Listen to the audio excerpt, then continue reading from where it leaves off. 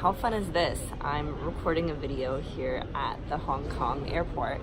I'm leaving Hong Kong tonight, and I'm leaving probably about maybe 7 pounds heavier from all of the dim sum and food that I've eaten this week. Additionally, I'm sick of Sam Smith. They play Sam Smith all the time here, so I've been listening to Sam Smith like in all of the bars and all of the restaurants as well. The bar I was sitting in at the airport here was playing Sam Smith like the entire live album.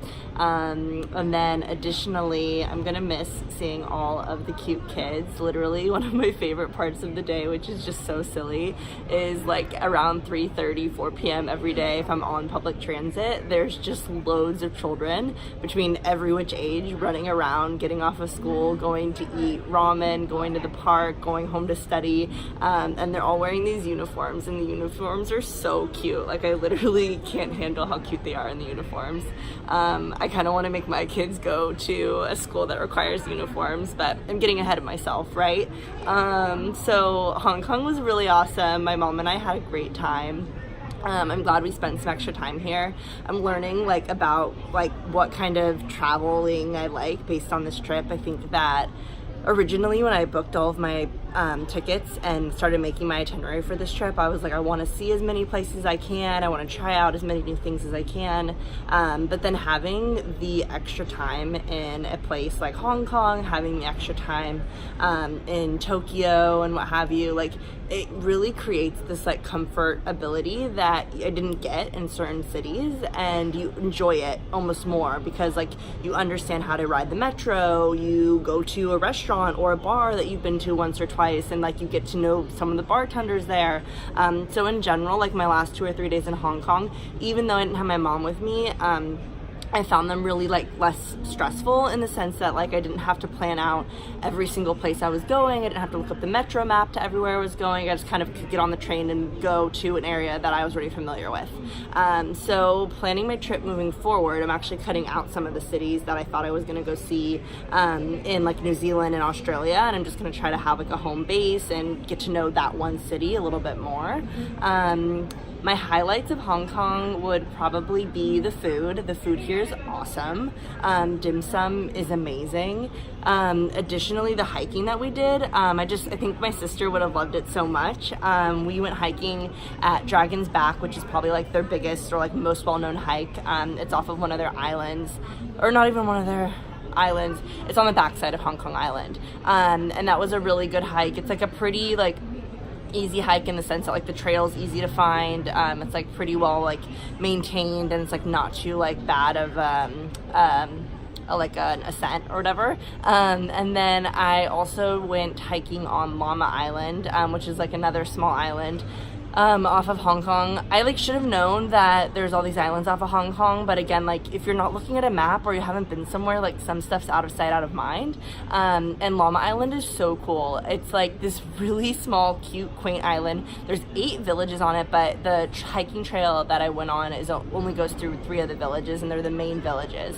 And the whole entire island has no motorized vehicles. Everyone gets around on foot or bike. There were a couple people I saw riding around on some of the larger sidewalky streets, kind of on a really, really, really old John Deere lawnmower, and they were carrying bags of rice and what have you. But then there was a woman who was going from one village to the other village, and she had a washing machine on just one of those rolling dollies, and she's just walking around on the same trail that I'm walking around. But I thought the island was really magical. It was my first day alone too, so I was stuck in my thoughts. And essentially, when I was walking on the hiking trail, I was thinking to myself, I wonder if I could buy an apartment here or a house here when I'm not, I don't know, when I'm older, when I'm more rich, I don't know. And have that as my space outside of Hong Kong, because there's something so fun and special about the idea of getting on a ferry and just having your bag that you brought for however many days you're staying, and then just kind of being stuck on this island with no car and walking everywhere, to every restaurant, to every bar, to the 3 beaches they have. So it just had my mind wandering and creating all of these magical different situations or circumstances that I could put myself in, but I have no idea how hard it'd be to buy property in a country that I'm not a citizen of. And then my other hike that I did was yesterday. It was honestly one of the hardest hikes I've ever done in my entire life, like top 3 for sure.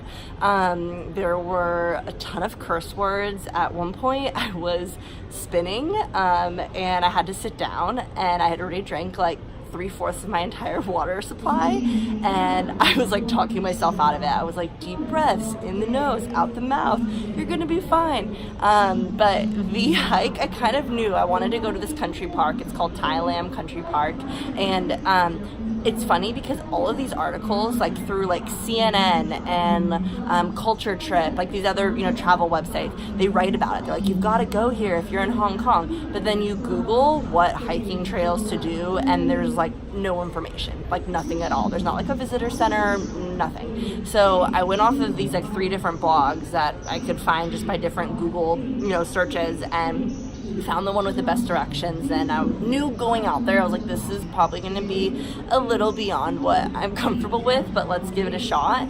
And it sure was. The way up is so steep, like literally you're scrambling on like gravel and dirt, and I was dying. My white t-shirt is like covered in dirt. It's covered in my makeup from like sweating down on my neck and scrape my arms. There's some blood on my white t-shirt. That white t-shirt's never going to be white again because I also can't do laundry till I get to Thailand. But the view was amazing, and you get to see this reservoir that has like 11 lakes in it, and it was really beautiful. And when I was just like feeling like I should probably give up, even though I was so close to the top, I knew it. I was like, I could turn around though maybe, but I also thought I might die because it was so steep.